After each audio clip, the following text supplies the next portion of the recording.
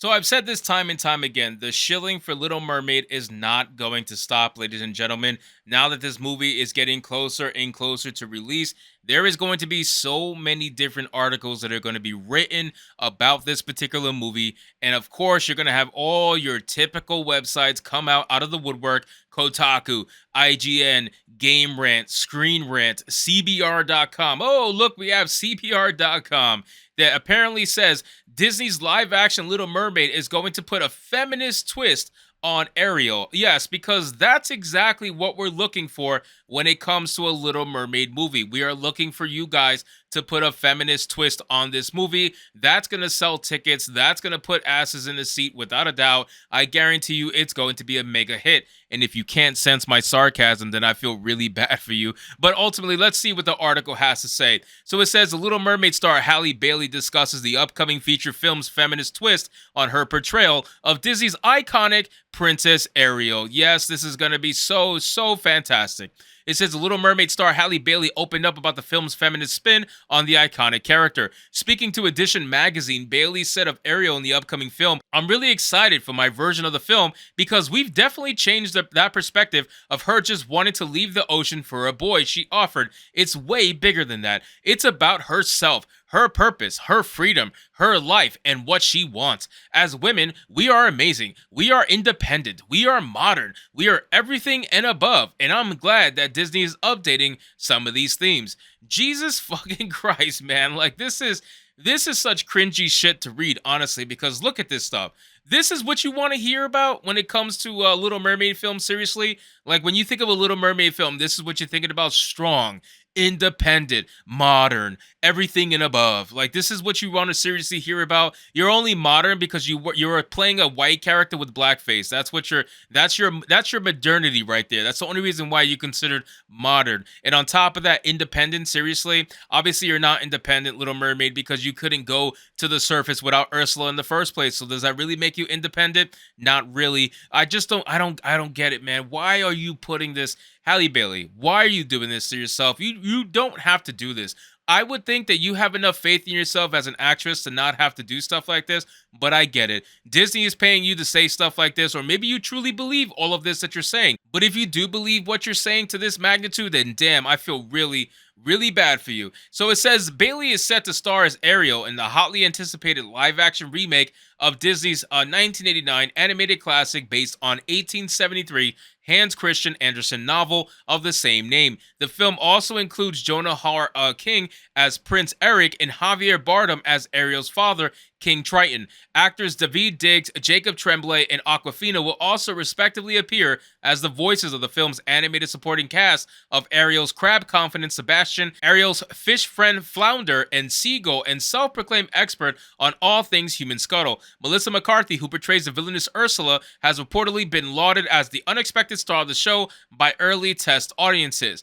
Which, again, I wouldn't be surprised if that's the case, because Little Mermaid is probably going to be so boring that people are going to be rooting for the evil person, right? Like, it's one of those examples, like, you guys know, like, when it comes to TV shows, and it's kind of like Rings of Power, right? Everybody was rooting for Sauron, right? Nobody wanted Galadriel to win. Nobody wanted Galadriel to have anything good happen to her because she was so unlikable. Everybody hated her. Everybody hated what she represented, that people started voting for and rooting for Sauron, which is hilarious. People wanted Sauron to be the winner of the interaction, and I wish he was, and ultimately I think he was. So it says test audiences also reportedly hailed Bailey's Ariel as excellent, despite the online backlash that the film has suffered following her casting. Back in December 2022, director Rob Marshall commented on the criticisms offered by those who were offended by the casting, saying, "I wasn't anticipating that because, in a way, I felt like we've moved so far past that kind of thing," Marshall added. "But then you realize, in a way, we haven't. It was very moving to me to see how important this kind of casting is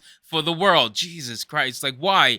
Why is it important? You guys talk about all the time, and we mention this every single time. Every time we talk about Little Mermaid, we mention the fact that they are 100% hypocritical. You cannot in one breath say that this character is imaginary and fake, so it doesn't matter what race they are, because ultimately the characters doesn't matter. Then in the other breath, you want to say, oh, this character is so important that it's extremely important that we race swap them because we need to make sure every everybody in the world can see themselves now in this white character wearing a black face. This is exactly the hypocrisy that I talk about all the time and why I cannot take what they ever say seriously. Obviously, we can't take what Hollywood ever says seriously, but ultimately, we try to at least hear them out. But every single time we hear them out, it's nothing but hypocritical statements. And that is one of the biggest ones they say. They say in one breath it does matter, and then in the other breath they say it doesn't matter. It just depends on which one of them fits their narrative.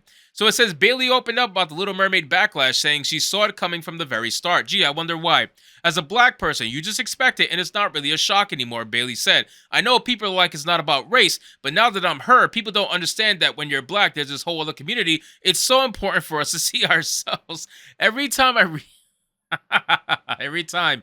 Every time I read that, I die laughing. I really do. Every time I read that, I just think about a young black lady who is genuinely sitting down and talking to an interviewer and trying to make them truly believe that they themselves believe that this shit really makes sense. And ultimately, you all know that it doesn't make any sense. You cannot in one breath say it doesn't matter, so that allows you to race swap it. And then in the other breath say it does matter, and that's why it allowed you to race swap it. Either it all matters or it doesn't matter. And ultimately, we all know that these stories matter. Of course, these stories matter. All these stories have origins that are based in certain aspects of life, right? So a lot of these stories, especially this one, is a white story at the end of the day. You may say, oh, her being white has nothing to do with the character itself. It was still based in white culture. It was based in a white original book and story. This character is a white character all day long, and you decided to adopt it because you thought it was going to make you look modern. You thought that as Disney, this would allow you to protect yourself from criticism by continuously casting black race shields, because that's what they are. They are shields against criticism. You're using minorities to shield yourself from any and all criticism by saying, hey, look, we're woke. We definitely don't support racism. We don't support any of this stuff. Look, this is what we do with our casting. And it's amazing because they want to say, oh, this character, this person was the best for the role. This person was absolutely the best for the role, hands down. And yet somehow, some way, for the last couple of years, the best for the role has almost always been a black person when it comes to a Disney movie or somebody who's not white, essentially. It always comes down to that. So the only time a white character can ever exist is if they're evil or if they're part of the LGBTQ mafia. That's the only way they're ever going to be allowed to exist. Otherwise, nobody's going to want to see a white character from Disney. They're always going to want to cast someone who is darker skinned, and ultimately it's still going to be the same joke that it was when they first started doing it. So anyway, guys, thank you so much for watching this video. I hope you did enjoy, and if you did, consider leaving me a subscribe. I would greatly appreciate it. Don't forget to like the video, comment, let me know what you thought, and I'll see you guys on the next one. Hypnotic out.